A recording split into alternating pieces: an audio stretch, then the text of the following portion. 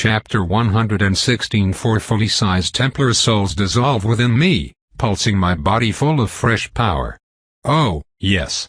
Yes. That's the good shit. It's about fucking time.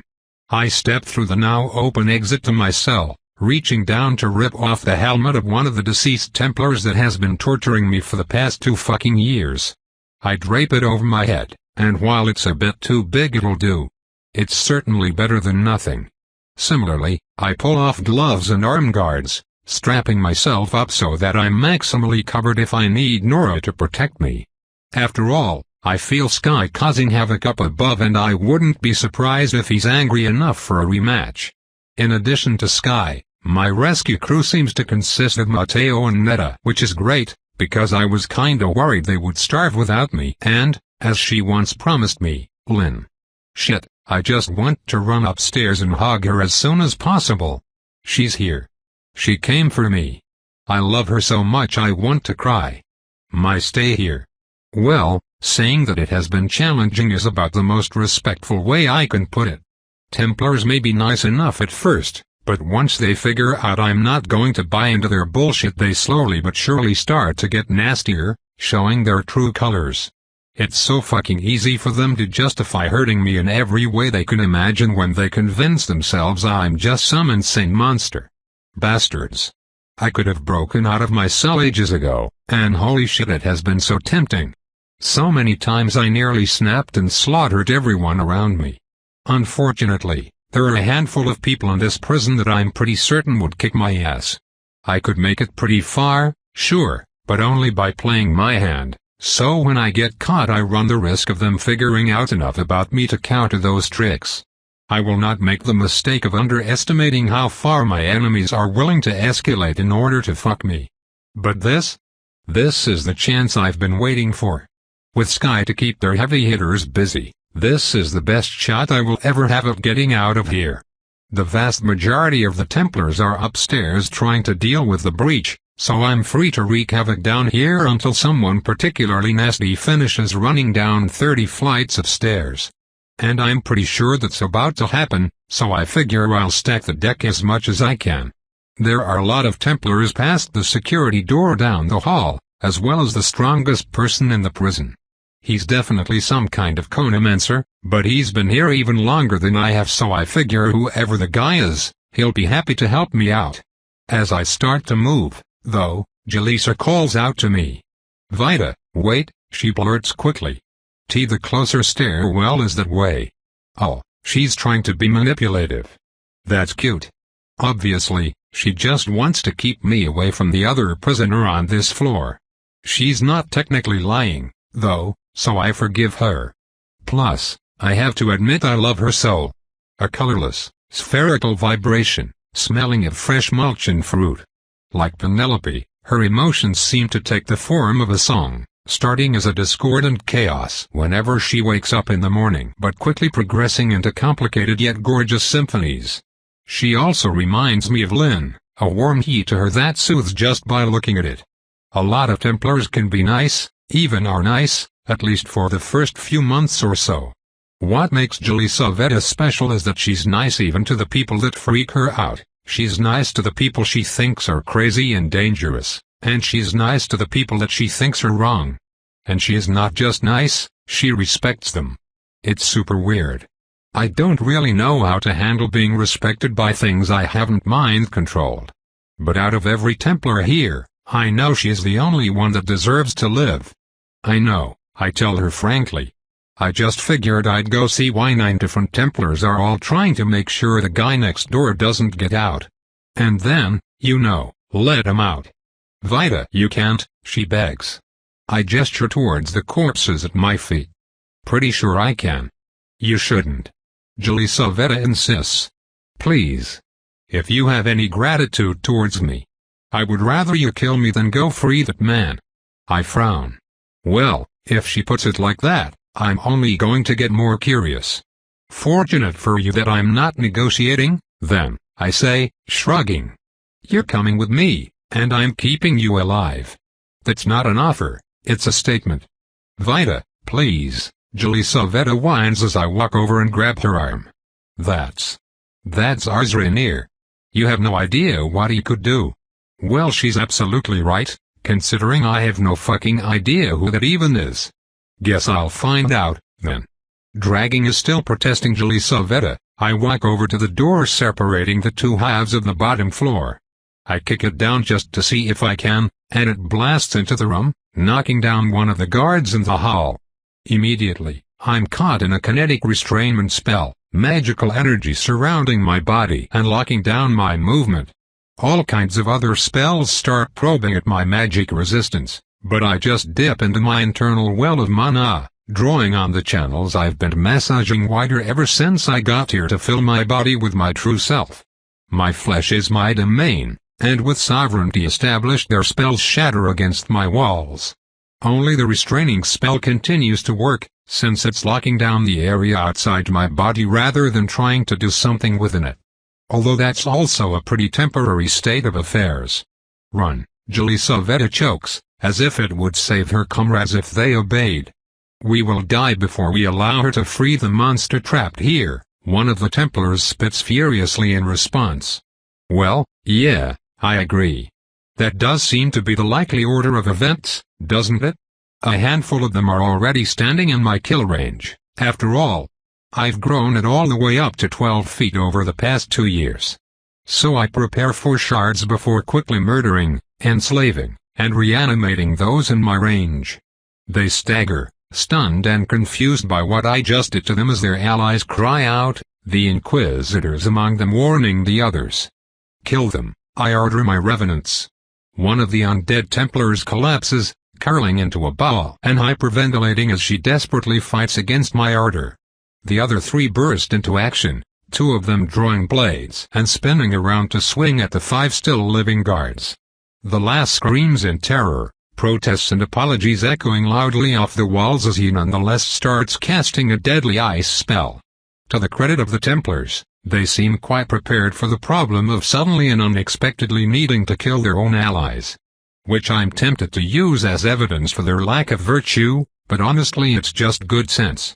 I can see in moments my revenants will lose, as they are both outnumbered and actively attempting to fight their orders, so I let a pulse of mana leave my skin, break the kineticism spell holding me in place, and stroll forward to kill the rest of the bastards myself, tentacles whipping mercilessly through them. Seconds later, the other 5 stand back up, the internal turmoil of being forced to reconsider all of their life choices raging inside each of their souls. Guard Jelisa, I order all of them. Don't let her die, and don't let her escape. You should be trained for that, right? Now then. The prisoner here. I mean, it won't really be hard to break him out since I can just open any lock I want. One of my revenants has the balls to speak up when I approach the door, though. V6. Miss Vita, he stutters. I don't think you should go in there. D-Don single quote let him out. He might hurt you.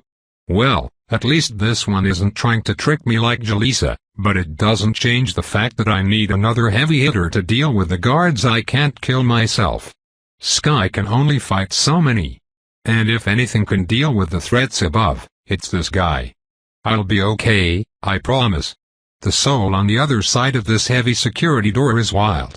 He kind of seems like a splice, but instead of a bunch of soul fragments glued together it's one fully intact soul with bits of others grafted on like pulsating tumors. Some of them are stuck on with the purple gunk that keeps Capita together, some of them are clamped like a vise and some of them are fused partially through the core. The core itself is kind of nasty, a tar-like sump of leaching, sucking, flesh-textured darkness. Energy from the core flows through and around the body, outlining a deathly frail and thin figure. It seeps into the kaleidoscope of other souls grafted onto it, a smorgasbord of shapes and colors, half of which seem haphazardly sewn on while the others appear very purposefully positioned, like a carefully built doll with a dozen random extra pieces. Yet still, the soul beats with a warm strength, somehow comforting despite its monstrousness. If anything, it seems sad. Resigned to the trap he has been captured in, the nature of this prisoner's cell means he has no idea that in just a few seconds, freedom would be working inside. I face the door, and open it. Facing away from the door, I exit.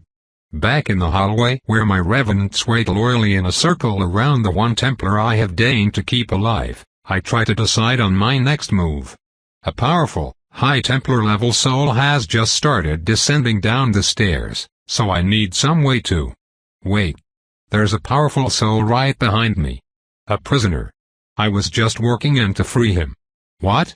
I turn around, and to my surprise I find that both sets of high-security prison doors are already ajar, and inside, about to push the door to the stairwell open, I try to figure out a better plan than just having 9 relatively weak Templars, at least by Templars' standards, which I admit are extremely high, rush the target descending to stop me.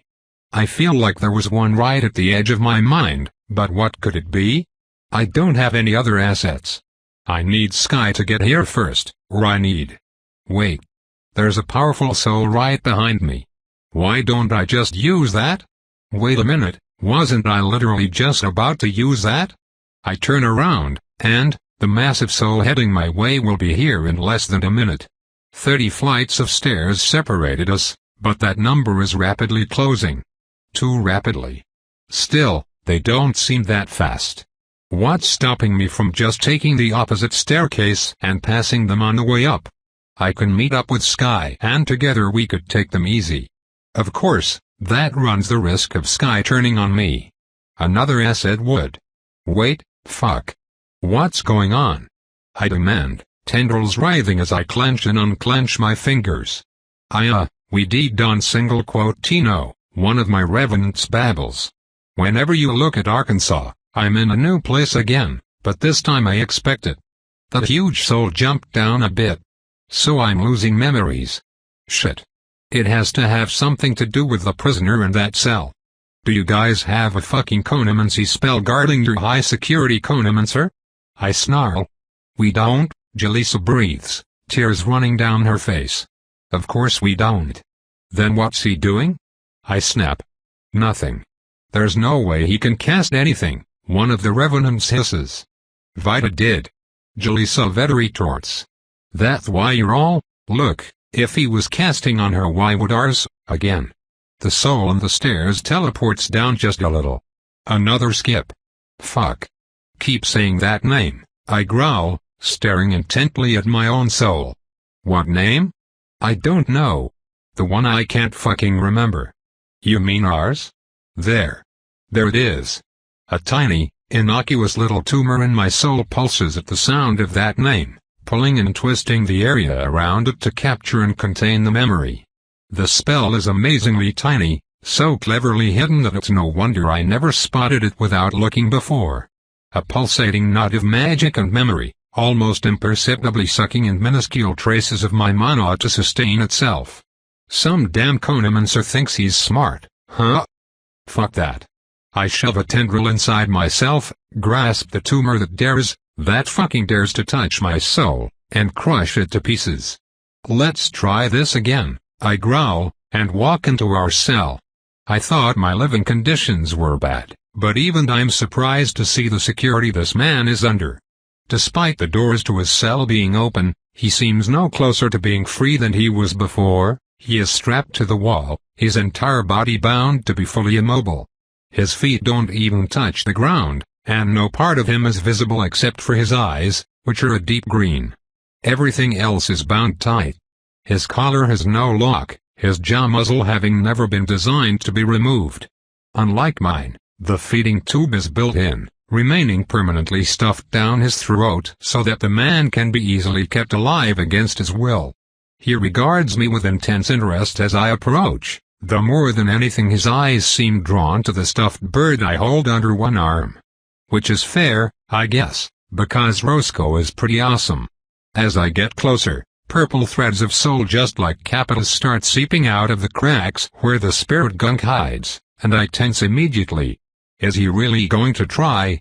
To my surprise, however, they don't reach towards me. Instead, they loop and twist in the air, and in my irritation they force me to use a skill I don't even remember learning, reading cursive. Where did you get the toy? Toy? I don't have time for this bullshit. I grab the threads with a tendril and smash them to dust, slamming my hand through into the wall by his head hard enough to crack it. "Don't you fucking think about bringing Roscoe into this," I hiss. "The only thing you need to know is that someone as strong as a High Templar is rushing down to greet us. Are you going to help me kill them, or are you going to try to fuck me over?" He can't answer and I don't need him to. As freakish as his soul is, I can still read it. He intends to help. He is excited, curious, proud. Whatever, doesn't matter. There's no duplicity.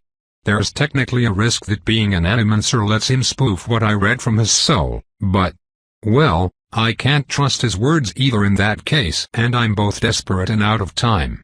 I can't just order his bindings open since they don't, you know, open, but that's fine.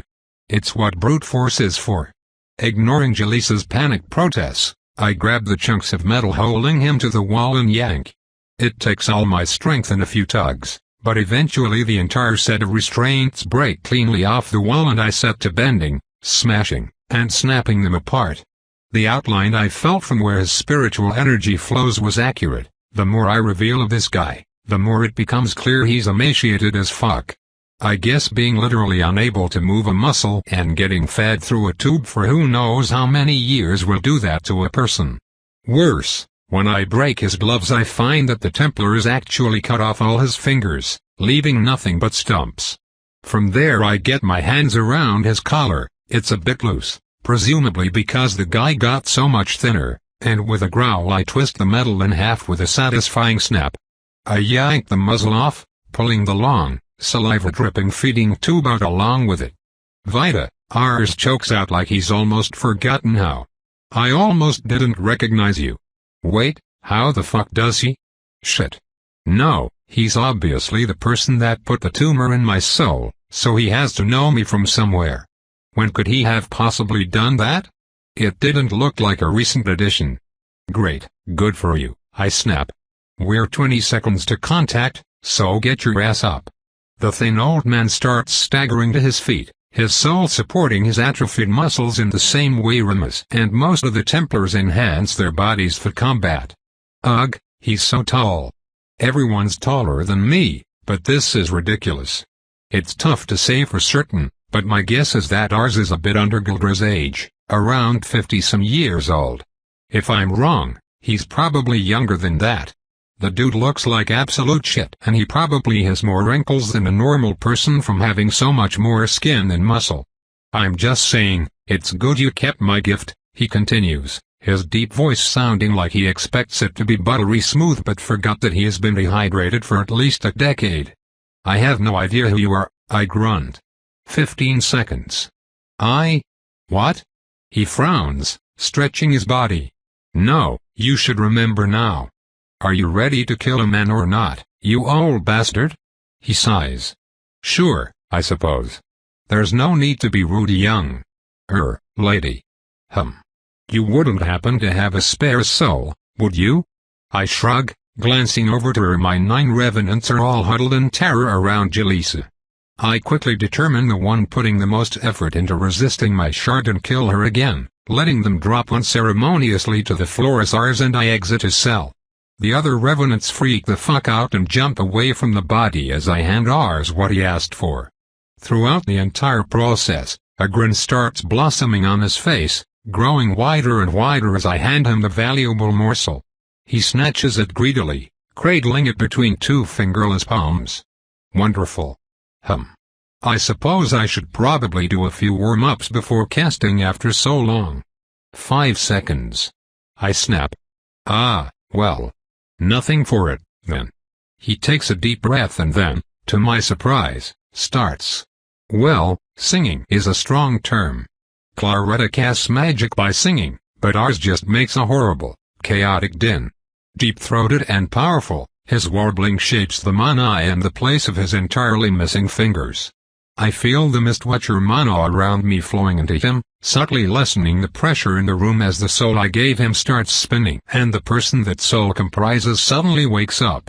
I'm so startled I almost jump backwards. I've never seen a soul be conscious unless it's controlling a corporeal body. Normally they just hang in stasis, be they floating in the air or safe inside my body. I don't marvel at it for long, however, because ours wretched music quickly reaches a peak and is joined by the horrible non-sound of the soul starting to scream. The person in the soul doesn't actually scream, since she can't, but I feel her wake up only to be subjected to such an all-consuming, all-destroying pain that I have no other way to describe her reaction. The feeling tears into me, and in turn ours tears into the soul, purple threads shredding her as she spins like he's peeling a fucking potato. One layer of soul is snipped off, like a twisting, whip-like tube of spiritual matter, but it continues to scream in conjunction with the person it came from. In just a few seconds, the soul is reduced to more and more of the horrible, tortured spirit creatures until there is nothing left. They fly and wail around Ars's body, and as the High Templar blasts into the room, official uniform and all, he sends the soul things shrieking towards our target. The High Templar doesn't just take it. Immediately, strands of congealed mana burst from his armor, so absurdly dense in structure they're actually visible to the unaided eye. They look like globs of dehydrated piss forming a wriggling, living net, one that I know will spell the end for my escape plan if I make contact. I leap backwards, sending a wall of tentacles pumped with my own mana to meet it. My ability to draw and hold my own mana has drastically increased during my imprisonment. After all, what else am I going to do with my time if not widen an infinitely long passageway? But a horrible screeching fills the room as I rapidly lose the mana battle anyway, the net gaining on me. The abominations ours made out of a person ignore the net, however, and soon they connect with the soul of the High Templar. They squirm right inside what should be an unassailable magic resistance, biting down on the core of the Templar's very being with toothless maws. Pain flares through the Templar, his talent faltering as more and more of the blasphemous, necromantic tubes attach themselves to him like leeches, chewing and screaming and squirming inside his soul. In seconds, they burrow inside, and the High Templar goes limp. Still standing, twitching slightly, his body and soul otherwise do not react. With a self-satisfied smile and a harsh, guttural syllable, Ars puppets the man from the inside, forcing him to draw his sword.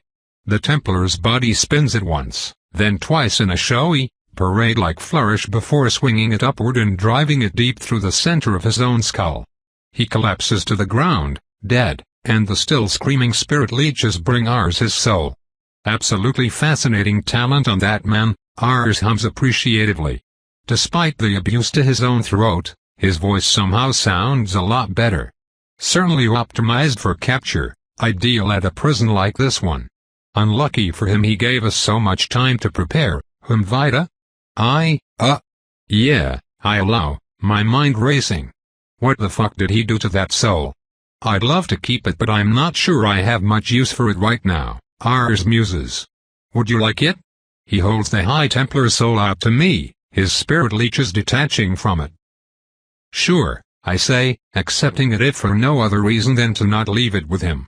I'm going to make sure to very thoroughly obliterate it before I even think about eating it, though. Excellent. He answers cheerily, handing it over. I must say, Vita, it is truly wonderful to see you again. Your body and soul are both coming along beautifully. Like I said, I have absolutely no idea who you are, I hiss. Yes, you did say that. One moment. He stares at me, at the real me, and a feeling of horrid violation shudders through my spine for a moment before it suddenly stops. You broke my puzzle box, he grumbles. You were supposed to solve it, not smash it. Who raised you to be this sort of brute? I'm an orphan, I growl back, so fuck you. His face falls immediately, irritation evaporating. Oh, Vita, I'm sorry, I thought I prepared things for you better than that. You weren't on the streets, were you? Of course I fucking was. I've been homeless my entire life. So is that what this is? Are you gonna claim to be my dad or whatever? Because I promise you, that's not gonna win you any points. I would not mind the title, Ars hums thoughtfully.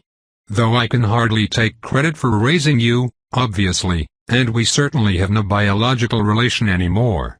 But it just sounds so formal if you only refer to me as your creator, doesn't it? Wow.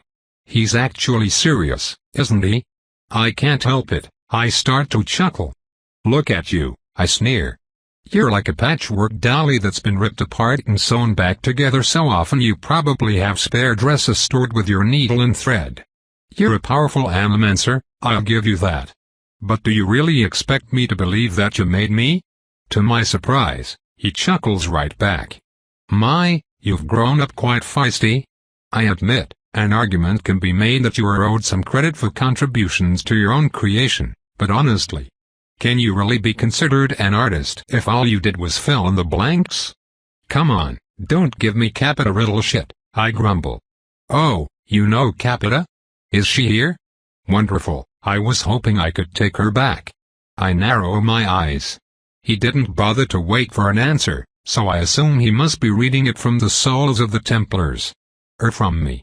I can't say I like being on the other side of that trick. I'm getting wary. Not that I think he's hostile, per se. He even seems to like me. But I don't know. Sometimes he just looks at me the way Penelope looks at rats. I back away from him, towards my group of revenants. He ignores me for a few moments, seemingly lost in thought. But when he finally glances my way, his eyes slide past me and lock on Jalisa Veta. Oh, you missed one, he comments nonchalantly, stepping forward with conamancy thread screaming out of him. Jalisa quakes in terror, seemingly on the verge of blacking out but remaining firmly upright as her mind races for solutions. I step between them, glowering up at the far taller man. No, I didn't, I say firmly. You don't get to touch her. Now Vita, we can't just go leaving witnesses around willy-nilly, he answers, pausing but not backing off. I won't repeat myself, I warn him.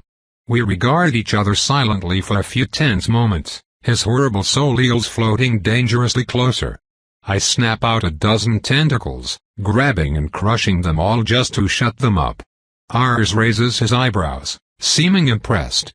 Well, I suppose every girl likes to have a pet, he relents, shrugging. Just don't let her off the leash in public, I don't care what you think your relationship is to me, I respond flatly, but you don't get to order me around. Not about this, not about anything else. He sighs, waving me off dismissively. Fine, fine. Shall we get going, then? I glance around, trying to decide exactly that. Honestly, with the rest of the Templars busy upstairs, I should prepare however I can while I have the chance. I start systematically smashing the High Templar's soul, grinding away anything that could possibly contain some kind of hidden animancy trap that I wouldn't know anything about before slurping it down bit by bit. In the meantime, I wander back into our cell, dragging Jalisa behind me as I leave my revenants behind. I'm curious to see if Ars will try to do anything to them while I'm out of sight. Once in the cell, I start sifting through the remains of all the metal that was holding him in place. It's going to be a bitch to carry all of this, but this is a pretty absurd amount of money and power just sitting here in a lump. I suppose I could get my revenants to carry it, but I don't really want to, for some reason. I pick up one of the smaller metal bits, a fragment the size of a knuckle bone with now broken enchantments carved around the outside. It's captivating, in a way. Beautiful. I wonder if it can draw in my mana like it draws in the Mistwatchers. I don't really have any way to tell, since if I push mana outside my body it'll just get destroyed. What are you thinking about? Jalisa stutters. Respect where respect is due, she's absolutely terrified but is still trying to maintain a rapport with me. She's correctly judged that it's about all she can do right now, and it takes a kind of humility that I don't think I have to just own that. I am thinking, I say slowly, about eating this. She blinks. You. What? Why? Honestly, the more I think about it the more I want to do it, I admit. It's kind of making me hungry. What? Fuck it. I pop the chunk of metal in my mouth and swirl it around a little. I'm immediately surprised to find that it tastes amazing. So I swallow it, because that's just what you do when something tasty is inside your mouth.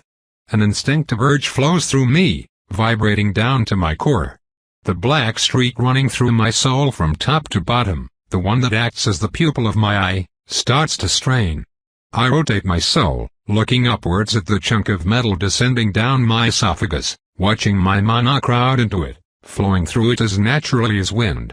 The strain on my soul rapidly increases, like I'm pulling myself apart.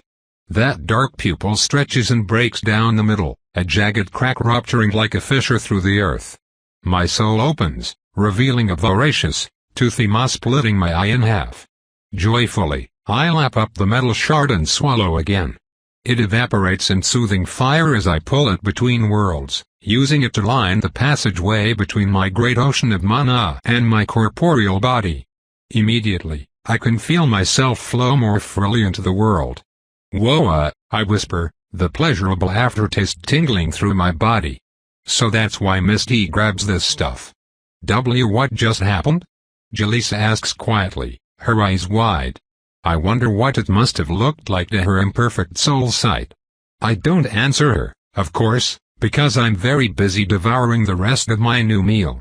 Chapter 117. Glorious fire burns inside me, warming my soul as I pull metal through to my ocean, lining the passageway that links my being together. Holy shit, metal is so good. This is so amazing. 2 years of massaging that tunnel open, overshadowed in an instant from a simple if rather expensive snack. This is incredible. It's like eating my first soul all over again, but without any of that nasty guilt attached. Also, my soul has teeth now, so that's pretty fucking cool. What is that? Jaleesa whispers as I drop another chunk of metal down through my soul. What are you doing? Partly to be coy but mostly because I'm curious, I ask her. What does it look like I'm doing? I don't know. When you eat that, I can't believe you're eating metal, but when you do and I stare at your soul it almost looks like, for an instant, you're bigger than the room. Like I'm staring at something far larger and deeper than could be possible.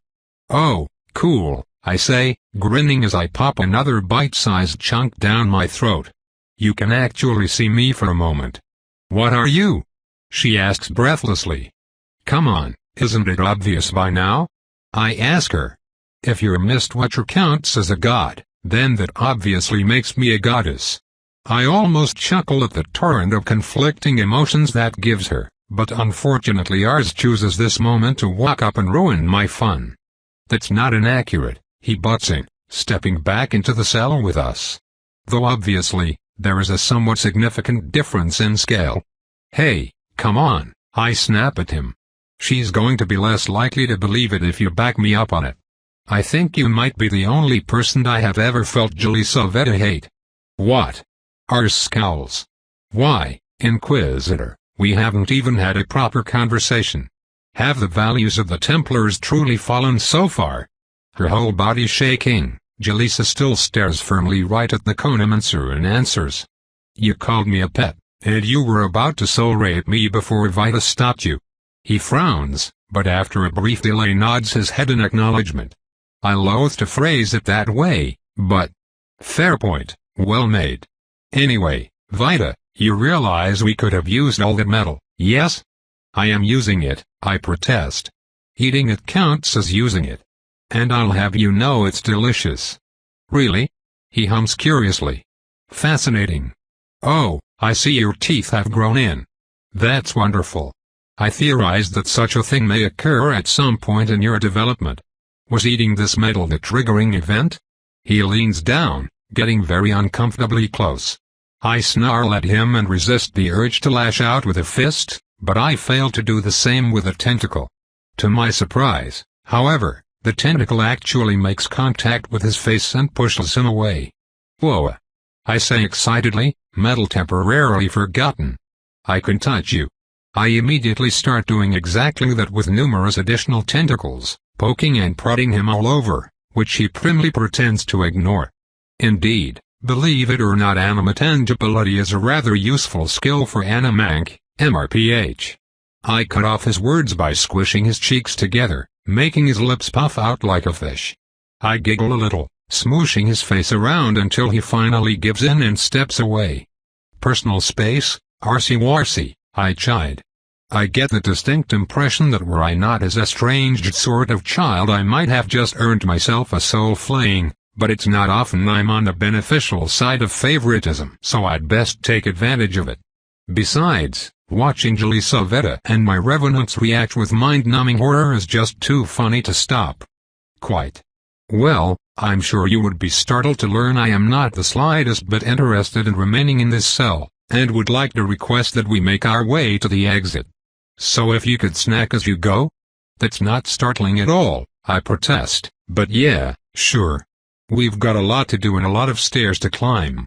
I gather up the rest of the metal for on-the-go snacking, ordering my revenants to walk ahead of us and the other half to walk behind as we finally enter the stairwell.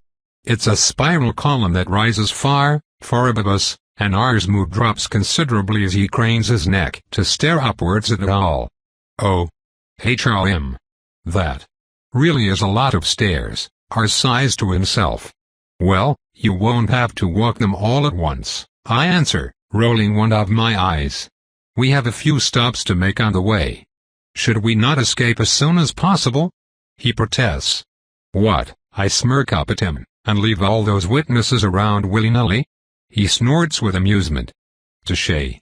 All the Templars on the floor directly above us have already descended to guard ours, and are therefore my revenants, so I just order one of them to free all the prisoners on that floor and guide them to us. Same with the floor after that. From there on it's just one Templar a floor for a while, which is easy pickings. I turned most of them into snacks, handing out keyrings to my slaves to go gather a menagerie of prisoners. The process takes a long time, as there are a lot more prisoners on every floor other than the bottom, so I don't actually see any as we continue making our way upstairs. By the fourth floor, ours is huffing and puffing like he just ran from one edge of the island to the other. I guess I shouldn't really blame him if he has been unable to exercise for a decade and a half, but it's still annoying. I do not feel ours wheezes cut out for these exertions. Rather than answer him, I carefully reach over and wrap tendrils around his body, lifting him up over my head with them as he flails around a bit in surprise. Gee goodness! He yelps. This is somewhat undignified. I suppress a grin, mentally tallying myself a new record in the how flabbergasted I can make Jelisa game. A girl has to develop a few hobbies in prison, after all, or she goes crazy.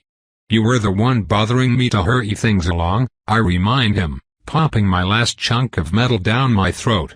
I look forward to the fact that I'm about to get a lot more when those prisoners catch up with us and I steal their collars.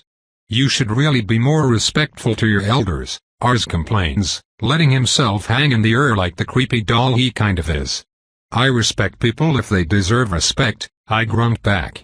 It would go a long way, in my case, if you quit being so cryptic and started explaining what you know about me.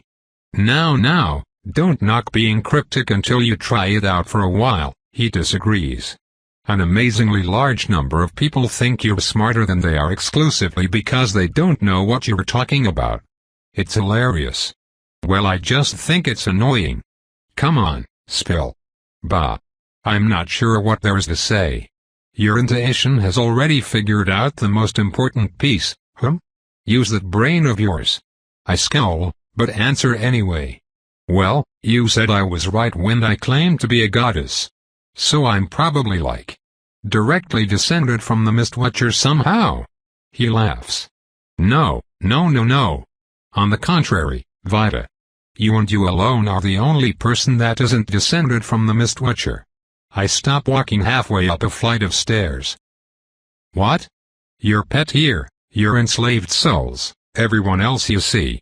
Before birth, the Mistwatcher gave them all fragments of its soul, fragments which are now inseparably part of who they are, Thundamoo explains, slowly becoming more and more engaged as he speaks. They were born for the Mistwatcher, and they will die for the Mistwatcher, but you, Vita, are something beyond that. I crafted your soul myself, at first as a tracing project to help myself understand the shape of God's true being, copying the essence of nature's greatest animancer. But unknowingly, what I made was an empty vessel. One that you, somehow, found and filled. I gave you your human body, mostly to see what would happen, but you existed far before me. You are no child of the Mistwatcher. You are, I suspect, something more akin to its sibling. I digest it while I digest the last of my metal, not really sure what to do with that information. Ours doesn't feel like he's lying.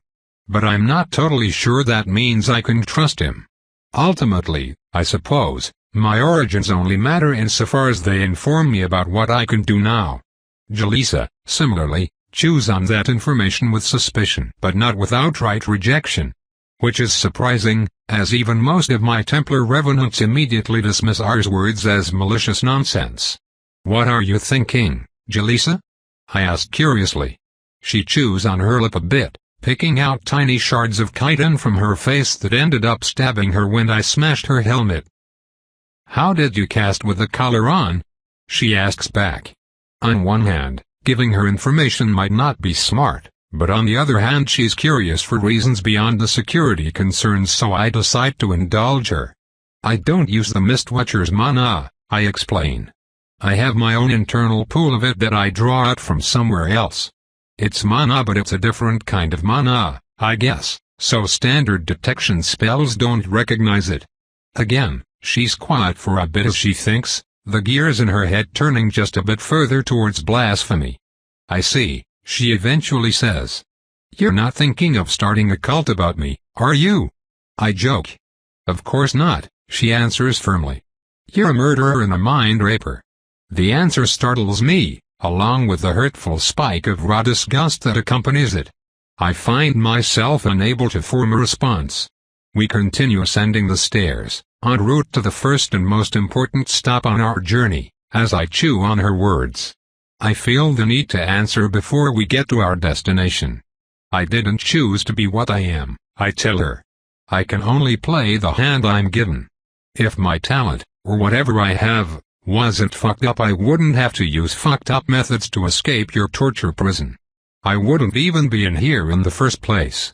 Michael screamed in protest as you made him try to murder his friends, Jalisa responds, her eyes distant. You tortured them. They tortured me first. So what? She shouts, surprising me again. You didn't have to do it back. I thought you were better than that. My tendrils curl in irritation, causing ours to wriggle as I squeeze him a bit harder on accident. If she was the one that had been locked up and tortured for 2 years, I bet she wouldn't be spouting this shit. I don't have the luxury of being nice all the time, Jalisa, I growl. The world doesn't work like that. It's not about how the world works, she says quietly. It's about integrity. What's the point of anything if you're not at least better than the people you hate? Superiority is relative, my dears. Ours butts in before I can respond, stumbling a bit as I set him down on the floor we finally just reached. Well, I want no part of whatever you use to judge it, then, Jalisa snaps back, though the Animancer's responding frown causes her to flinch in terror. I don't know how to continue that conversation, or if I even should, but it doesn't matter anymore. We made it. I open the door to the floor of this awful, terrible prison where my mother is currently rushing around, looking for me. She's here. After 2 fucking years, she's here, messing with a lock at the other end of the hallway. She takes one look at the massive Templar armor walking into the hall and drops what she's doing, drawing her knives bursting towards us. I grab my helmet and throw it off, grinning like a fool. Mom. I greet her, arms outstretched for a hug.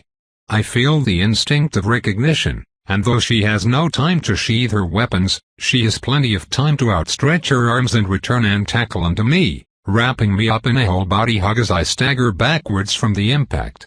Her soul is the same beautifully warm gold as always, but I'm not sure I'd have been able to tell it was her if I was limited to normal senses. No hint of her normally messy red hair is visible underneath a black balaclava, which covers her nose and mouth to only leave her eyes visible. I'm slightly taller than I used to be, and it startles me, the feel of the hug different from both that and the surprisingly alien-feeling muscles rippling under her arms. Vida. She greets me, her voice and her soul full of worry and joy and love. You're okay. Oh, fuck, you're okay. Did Sky get you out? Nah, I got myself out. He's a pretty great distraction, though. The faraway sound of an explosion punctuates my point. Ha! You're still my little ruffian. Lynn says, her eyes starting to get wet. I'm so glad you're safe.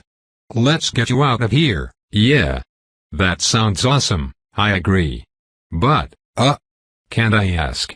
Did you and Sky have any, financial backing? It's not like I expected Penelope to break me out herself. She probably has some scheme or another that makes it better for her to send other people to do it, but I can't help but be a little bothered by her conspicuous absence. Lynn just ruffles my hair, though, flashing me one of her usual grins. Honey, she never stopped looking for you for a second. Sorry it took us this long to get here. I grin back. Now I feel bad for doubting her. It's okay, Mom, I tell her. You're here now. I'm here now. She agrees. But well, look at you. You must have grown 2 more inches. And also an, eyeball. Yeah, I grow eyeballs now. Neat. So who are your friends here? Are they all dead, or? No, just the ones with helmets. This is Inquisitor Jelisaveta. She didn't torture me, and I thought that was nice of her. And this is First Lord and former High Inquisitor Ars Rainier, Madam, Ars says, bowing lightly and holding out a fingerless hand to shake. Charmed, I'm sure. Lynn does not accept the hand, instead staring at it wide-eyed like it's an entire island about to fall on top of her head. Oh. She answers, with significantly more volume than necessary. Okay. This is your one and only warning, Ars, I tell him frankly. If you so much as look at my mom in a way I don't like, I will kill you. I thought you said you were an orphan, he answers, idly ignoring my death threat as he retracts his hand. I mean yeah, but I got adopted a few years ago, kinda, I say. Honestly, I just like calling her mom because it makes her feel old. Vita, can't we have like a private mother-daughter talk for a second? Lynn squeaks. I shrug and quickly cast a silence spell around us. What's up? I ask her. Okay honey, the brain parasites were one thing, but I definitely draw the line at bringing Ars fucking Rainier home. I get that I'm a pretty hands-off mom but, I gotta put my foot down somewhere and that is absolutely at some point before, whatever this is. I mean, I agree, I answer, shrugging. But I just learned he might actually be my air quotes real dad in at least some weird wibbly way, and more importantly I need his help to kill a couple more High Templars. We can ditch him after that. Alright, well on that note, our escape plan is Capita. Sky freed her and got her halves back together, but she's in bad shape. We should regroup with them as fast as possible and get out of here. I was sort of hoping to kill the rest of the Templars before we go, I complain. Lynn seems surprised at that. I don't know why. I didn't exactly have a fun time here, Mom, I clarify. Right, well, I don't think we have time for that. So let's get going, alright? I nod and dismiss the silence spell. Okay, our ticket out of here is 8 floors up, and she's under attack, I announce. Let's move. Watch his eyes, more stairs, Ars sighs. I smirk and start leading the way. Ars declines getting another tentacle ride, so he huffs and puffs laboriously all the way up to the floor where a furious battle currently rages. Revenants, keep Jelisa away from the fight and don't let her interfere, I order, booting down the door. Before us is quite the chaotic battle site. In the middle of the hallway, facing away from us, an Inquisitor captain and a powerful Templar that I'm surprised to find doesn't have High Templar armor stands among the perforated corpses of dozens of other Templars as Sky, on the far end of the hall, tears open more of the floor, walls, and ceiling to blast it towards them. The Inquisitor captain, I immediately note, is actually a splice, a cylindrical column of thrumming, rock-hard soul impulse and otherwise spherical, apparently talentless base soul. He and Sky are locked in a dangerous, long-range dance with each other where Sky constantly pesters him with stones which are blocked with invisible forces that seem to be projected from the captain's hands. Meanwhile, the other powerful soul defends by freezing giant blocks of air solid, blocking the larger attacks with ease, though the structures rapidly sublimate after being created. Still, the whole hallway is terribly frigid, and doubtlessly as the ambient temperature drops, the Templar's talent will become easier and easier to use. Behind Sky, both Capita bodies rest, one bloody and kneeling on the floor where her other half hugs her around the shoulders.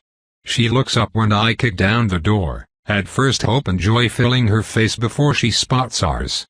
Wherein all of it immediately vanishes, instantly replaced with nothing but terror.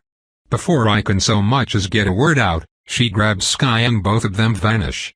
Capita, our ticket out, is no longer in my sensory range, and the two super-powerful souls both turn to face us instead. Did Capita just run away from me? Ars grumbles indignantly. What an ungrateful little brat. I'm significantly more worried about the two Templars in front of us, I tell him. I never intended to teleport out anyway. I don't really want to get close to either of those talents. Any ideas? Ars. The Inquisitor Captain roars. Damn it. You are not leaving. You are never leaving. Ars scowls and I step in front of him as streams of mana try to crush and restrain us.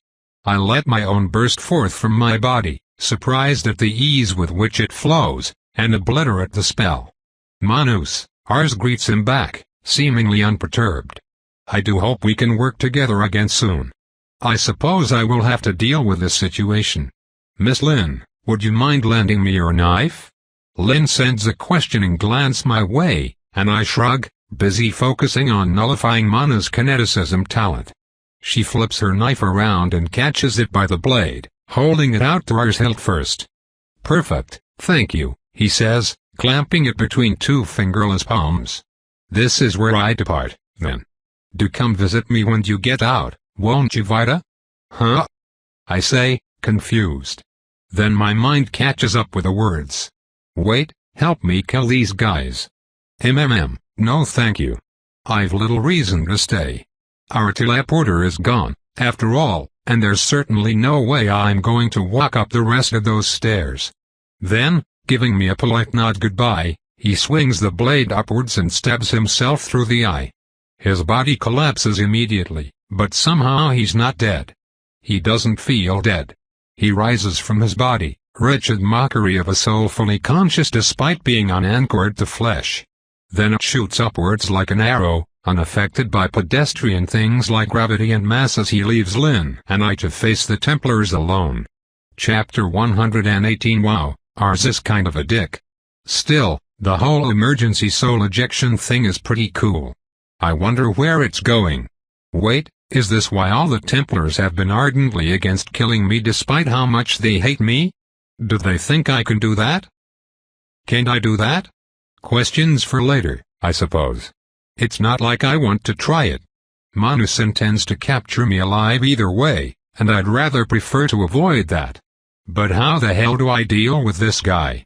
If it was just him I could probably rush right at him, nullifying his kineticism talent with my mana, and then either yank his soul or, I dunno, beat the shit out of him with my fists I guess. I'm actually strong enough for that to be a valid strategy. I can probably crush him like a grape. Or Lin could stab him, though I'm not sure I can protect us both. Unfortunately, there's also the ice guy. The ice guy is a fucking problem. His frigid barriers are mostly opaque, but only mostly, and I wouldn't be surprised if Manus could aim his talent through them. Meanwhile, if I try to punch them I will probably lose the skin on my hand. Not to mention that if I get close enough to do so I can be surrounded by ice walls outside my mana disruption range, and then I'm fucked. Ugh, it's like fighting Capita and Sky all over again. If I just get close these assholes are dead, but both of them are really good at keeping people away. He got away, Manus growls. He fucking got away. Do you have any idea what evil you've unleashed? No, not really, I admit. The pressure of mana around me eases up. Interesting. Does this mean he wants to talk? Sure, we can talk. I've talked with a lot of Templars now, and I'm getting pretty good at it. That's right, Manus mutters to himself. You can't remember him, can you? Fuck. It was you that freed him after you got out, then. Yeah, I confirm. Some High Templar was coming down to fuck me up, so I figured, hey, I bet the prisoner next door would enjoy killing Templars. Lo and behold, he was pretty good at it. Then he claimed to sort of be my dad, complained about stairs a bunch, and stabbed himself in the eye. That's all I know of the guy. You, on the other hand, I've been watching for 2 years. I focus the eye of my soul on him, drinking in every minute fluctuation of his being that betrays his emotions and hints at his thoughts. I've always struggled to get people to see things how others do. Even after I could read emotions directly, I still never figured out the trick to making use of that information beyond light detection until Penelope gave me some advice. I haven't exactly had anything better to do in prison than build up all the skills I can, and this one can be pretty entertaining. When learning emotions, she said, it isn't enough only to try and figure out why someone feels the way they do. If you do that, you can make guesses but not figure out if those guesses are right or not. The trick is to also use that guess, dissect it, and figure out how to get this person to feel whatever you want them to feel. If you can successfully manipulate someone, you know for a fact that you understand them. Manus is terrified, first and foremost. That wasn't the case until ours escaped, so I'm going to guess he's scared of the guy. Manus is furious, mostly at himself and again probably for letting ours get away. He's confused, because he doesn't understand how we got out. From his perspective, the attacking forces got delayed here. No one should have made it to the lower levels. He doesn't know how Lynn slipped by him, and my guess is that he thinks she freed me. Which wouldn't be possible unless she can kill 5 Templars by herself. So he's probably overestimating her right now, and an extra flash of concern when he glances her way confirms that for me. I'm not sure I want to send Lynn on a bluff she can't afford to get called, though. It's kind of like a puzzle, really. Or maybe a set of toy blocks. Something fun to take apart and put back together. How do I want the pieces to be arranged?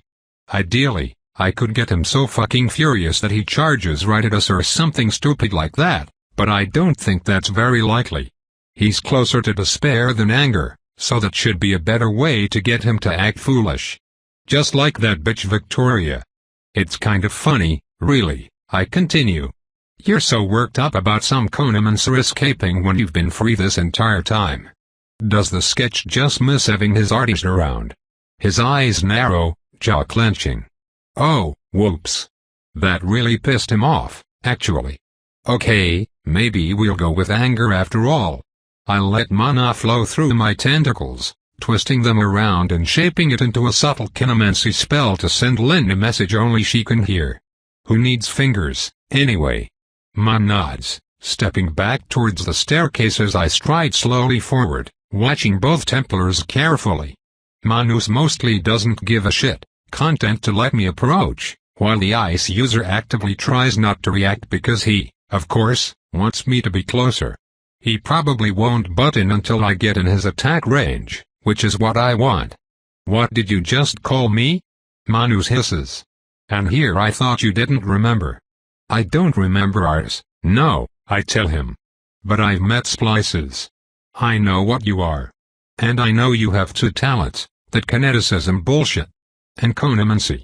Conamancy that you regularly use on your own Templars, because you are an abusive, power-hungry hypocrite. I only cast to the degree necessary to ensure my people are not being tampered with by the likes of you, Manus snaps. Animancy is needed to combat animancy. Yeah, but how often is it really needed compared to when you end up using it? I taunt. You do more tampering than anyone else in this entire building. Every week I feel you mind-fucking someone into obedience, drilling them with questions, then mind-fucking them back to normal before wiping their memories of it all. It's not necessary. You're just addicted. Ooh, that one hit home, and not just in Manus. Jalisa and the ice guy are reacting to that. Interesting. I will not discuss prison security policies with a prisoner, Manus snaps. Return to your cell before this gets ugly. Huh, like that would help. My cell is a bit busted. Still, no value in pointing that out. He's changing the subject on purpose, so I should call him out on that. That's not a denial, I say. You hate your creator, but you're still his creation in the end. You know nothing, Manus growls. I know that you have an entire crazy powerful talent that doesn't involve mind-fucking anyone, and you could get along just fine using nothing but that. And yet you still peel open more souls in the span of a month than I have since I became an obligate necromancer. You call it security, but it's just your excuse to be a monster. And honestly, I don't blame him. Because it's both. Mana's talent wants to be used, same as anyone, and he's using it in the best way he can while keeping the urge down. Is it a bit aggressive? Sure.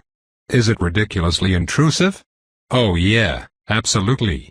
Would it actually catch any conamancy performed on his Templars and allow him to protect them from it? Yeah, probably. Honestly, in his position, I might do the same thing. He's not really wrong. But he's still really fucking insecure about it, and I want him off balance. A dozen tendrils twist around to reach into my own soul, pulling out fragments. Debris is everywhere, not to mention Templar corpses, and my two enemies are hyper-aware of this. They are expecting to have to fight a zombie army, so instead of making one I fill my fragments with power, transforming them into hungering shards. The two Templars before me have no way to know the difference. And ours gave me an idea. It's obvious, now that I think about it. Souls can move. I don't understand how ours made souls that fly through the air under their own power, but they can certainly move. Why should my shards need a vessel in order to function? Why should they need blood in order to drink the soul? It's kind of an arbitrary limiter, isn't it? My power seems to sing at the question, the understanding at the edges of my awareness churning into my conscious mind. Yeah, this will work. I twist the hungering shards further, and throw them at my enemies like weighted daggers. I don't exactly have a lot of experience throwing things with my tentacles, so most of my shots are off course. Manu sees the attack thanks to his soul sight and dodges all but one of my shards, while his fellow Templar is not an inquisitor and gets hit by 3 of my attacks. I immediately get an answer to my blood question. When my shards make contact with my enemy's souls and start gnawing at them, they don't really make much progress. I guess if I rip flesh out of someone I can bring bits of soul along without having to deal with magic resistance, but if it's just soul versus soul then magic resistance comes into play. Ours didn't seem to have that trouble, but maybe he was just that strong. Still, this seems handy. Magic resistance may be stopping my shards from dealing damage, but they aren't getting rid of the shards either. My attacks will keep trying to break through until something deals with them, and that's dangerous enough to force Manus to take his attention off me in order to do exactly that. A plan in my head starts to form. I can throw souls, huh? In that case, instead of trying to approach these two, I bet I can make them come to me.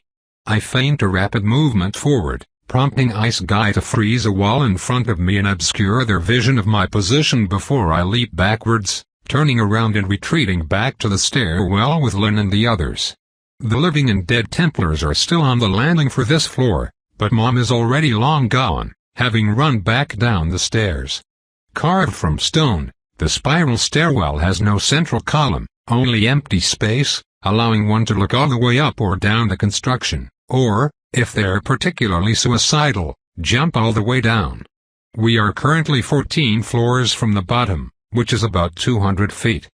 2 years ago, I cracked both my legs after falling 20 feet on the stairs. I order my revenants. Go halfway to the next floor and stall for time. Keep their attention. Then I grab a terrified Jalisa, vault over the handrail, and jump down the middle of the stairwell. Jalisa screams as we fall about 5 stories, but I hold her head steady as I try to catch myself on a banister.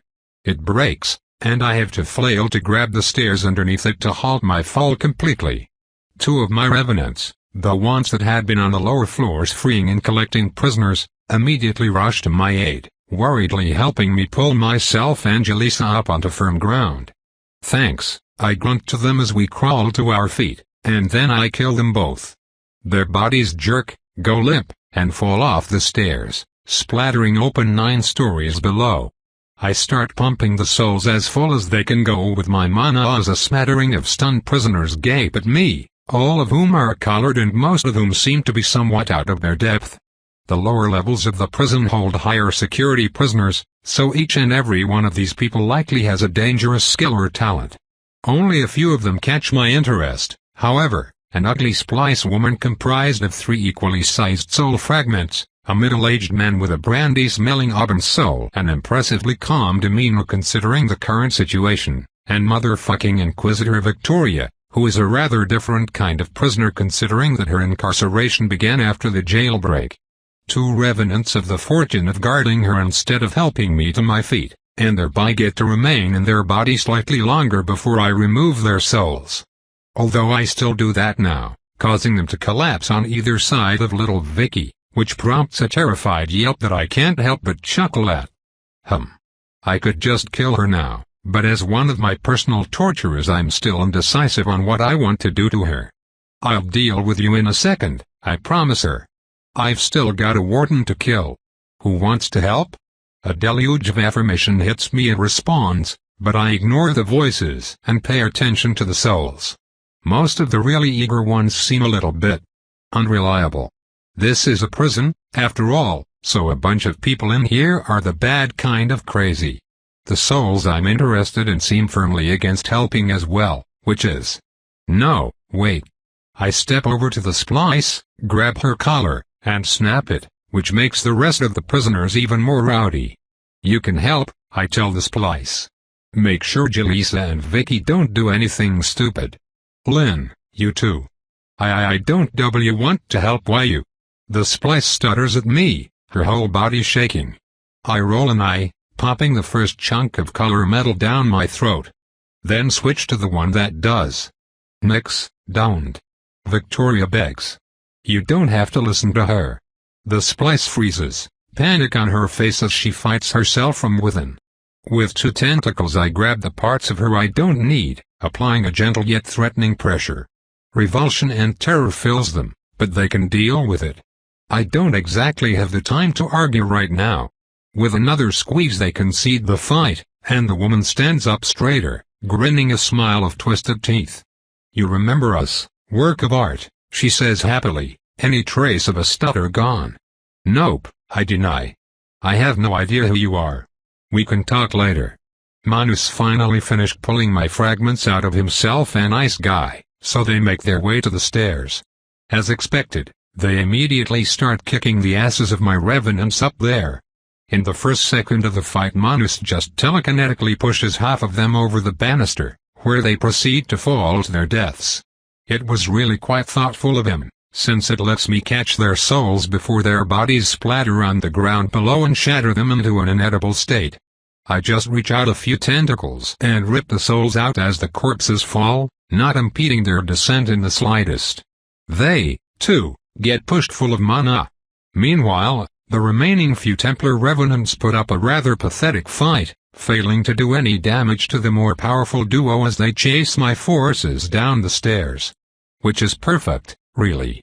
All I need is for Manus to not pay much attention to the stairs themselves. Stone is a pretty tough material, after all, but so is wood by most measures. A small fragment of my soul can shatter branches with relative ease. A collection of Templar souls, therefore, should have little trouble ripping apart carved stone from the inside. Get out of the stairwell and into the hallway, I tell the living. Leaning out over the half-broken banister to better aim, I toss 1 mana-charged Templar soul into each floor's worth of winding stairwell between myself and Manus. They worm into the stone, threads blooming in every direction as my power fills the building itself. Break them all, I order. Cracks run through the rock, snaking jagged lines as they widen and bloom and finally explode, less than a second after my words leave my mouth. The floor beneath the Templars crumbles, dropping them into the gaping death pit below. Manus and Ice Guy, of course, immediately react by trying to use their talents. Kineticism can easily hold Manus in the air, and a block of ice can be a temporary, if uncomfortable platform. This is, in their minds, hardly a threat they aren't prepared for. But when the staircases shatter, so too do the souls within, releasing their massive payloads of blue. My mana is me. I can feel it, know it, and move it even if it isn't within my body. Normally this is somewhat useless, considering that it gets annihilated the moment it leaves my body. But the one other place my mana can be safe is inside a soul, and Templar souls can hold a fuckton of mana. Their threads were full to bursting with my beautiful essence. With Manus furious with rage and distracted by killing his former allies, he didn't notice the trap until it was too late. The Warden and his fellow Templar fall, their talents unusable in what is, for barely a second, my domain. But then the staircase below shatters, and the next as the pair accelerate down the shaft. I gather and push my disembodied self through the air, coating Manus and his lackey in mana I will not let them use. The Templar souls in the staircase are irrevocably shattered, worthless for even a meal, but in their place I get two souls of far greater strength. Much like the corpses Manus himself pushed off the edge, I collect his soul as he falls past me, tearing it free of his body before he can pull the tiniest shred of Mistwatcher mana back into himself. His partner meets the same fate. And now the prison is devoid of threats that can stop me. There's nothing left to do but clean up. I allow myself to let out a satisfied sigh. Someone go down and collect the bodies on the bottom floor. Bring the two most intact ones up to me. Why the fuck should we listen to you? Asks the demonstrably stupidest prisoner.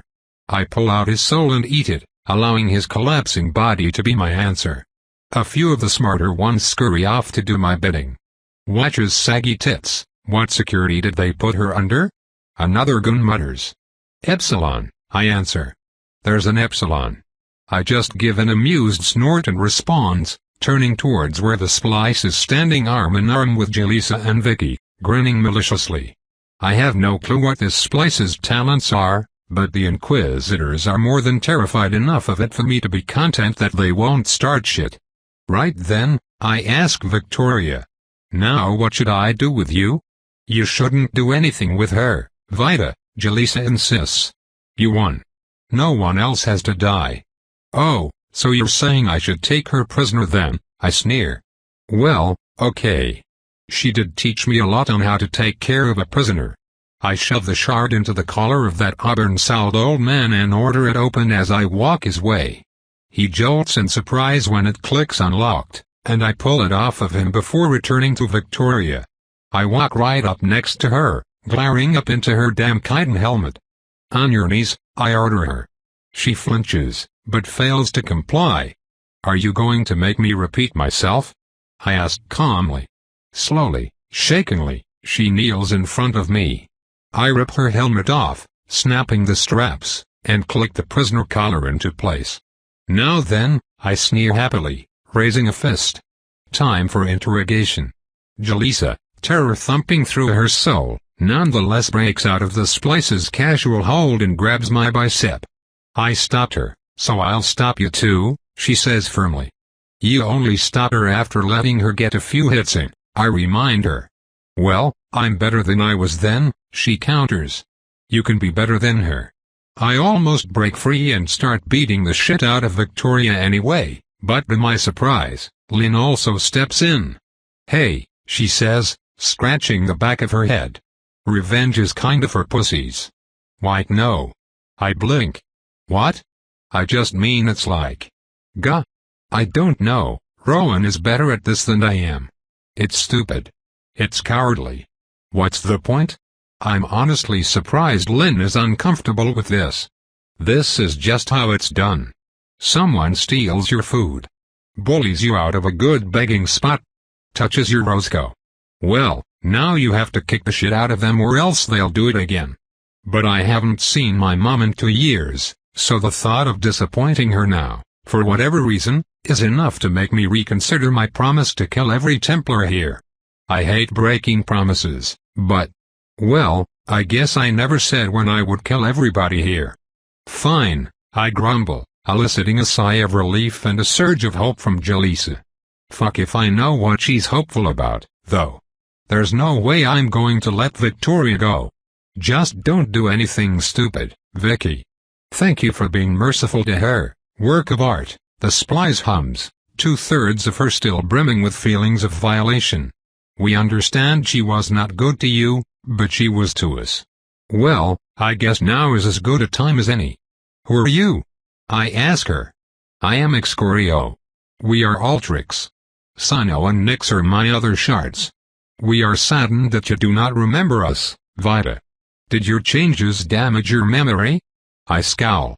A rather powerful Konomancer recently implied I lost some of mine. Yeah, but I assume that was his fault. Or you're just bullshitting me.